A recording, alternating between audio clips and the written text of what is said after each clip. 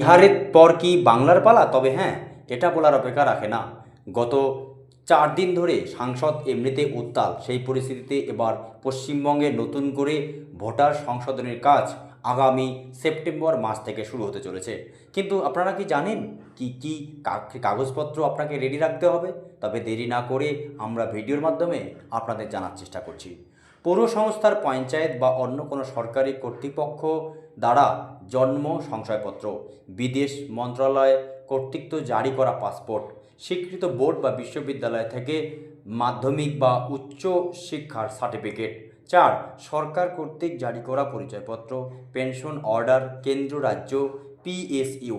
৫. জেলা ম্যাজিস্ট্রেট বা কর্তৃপক্ষের স্থানীয় বসবাসের সার্টিফিকেট, বন অধিকার আইনের অধীনে বন অধিকার সনদপত্র, উপযুক্ত কর্তৃত্ব জারি করা জাতিগত শংসাপত্র SC ST বা OBC, NRC ডকুমেন্ট যেখানে প্রযোজ্য, স্থানীয় সংস্থা কর্তৃক জারি করা পারিবারিক কাগজপত্র। নাম্বার ১০. সরকারি অফিস থেকে জমি বা বাড়ি বরাদ্দের সার্টিফিকেট, ১৯৭৮ সালের পূর্ববর্তী সরকারি বা রাষ্ট্রায়ত্ত প্রতিষ্ঠানের পরিচয়পত্র। এবার পশ্চিমবঙ্গে শুরু হতে চলেছে স্পেশাল ইনসেপটিভ রিভিশন, বিশেষ নিবিড় সংশোধন চালু হতে চলেছে পশ্চিমবঙ্গে।